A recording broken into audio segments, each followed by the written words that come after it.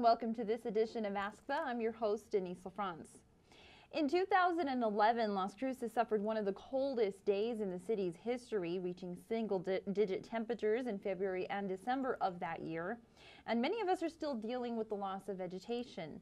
So many impacted that the city of Las Cruces is turning to businesses, and we're joined today by Codes Enforcement Officer Chris Bigelow. Hi, how are you doing? Doing good. And yourself, ma'am? Wonderful. Thank you so much for joining us today. Oh, you're welcome.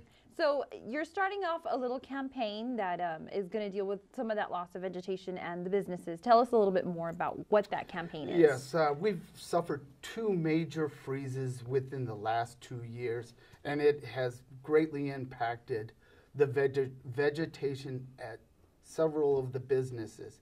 Mm-hmm. And per the agreement these businesses and property owners have made, when vegetation dies, you're to replace it. So you have a lot of buildings that are vacant and they need a little TLC to be brought back up to the landscape ordinance.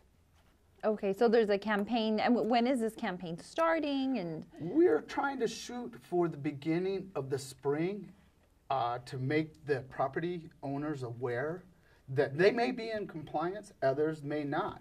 So we're just going to blanket the city to all the businesses and make them aware of what's going on. And then later, when we have people that don't comply, that's when the codes will really start to kick in and send letters to these out-of-state businesses and empty buildings and let them know, hey, you have until the fall to really get the vegetation back up. Now, dead vegetation on these properties should be taken care of immediately. Mm-hmm. There's no reason to leave that there. We understand on the cost of replanting and the seasons to do it within.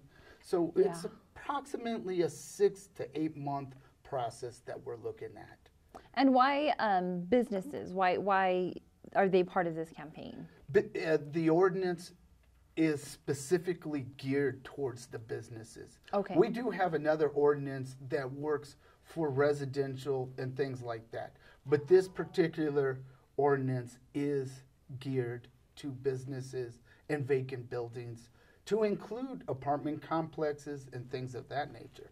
And so why is it important, to focus on this ordinance? Well, when you come into a town, what is one of the first things you see? Is businesses. You don't get to see the residential right away. Yeah. So if you come upon a business, the outside of it is looking kind of a little shabby, do you really want to do business with that? If your outside is looking good and standing tall, then inside is probably going to be the same way.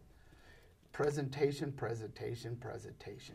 So it's kind of like a twofold positive thing here, Absolutely. Beautifying the city. Yes, ma'am. And then also helping out the local businesses at the same time. Absolutely.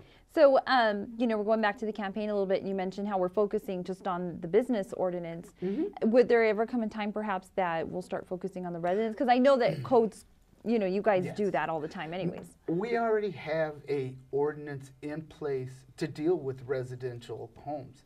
And that's basically a nuisance, and that covers from your inoperables all the way across to your dead vegetation, taking care of the things like that. So no, I don't foresee the council changing that ordinance anytime soon. Or a campaign focusing on that. Yes, ma'am.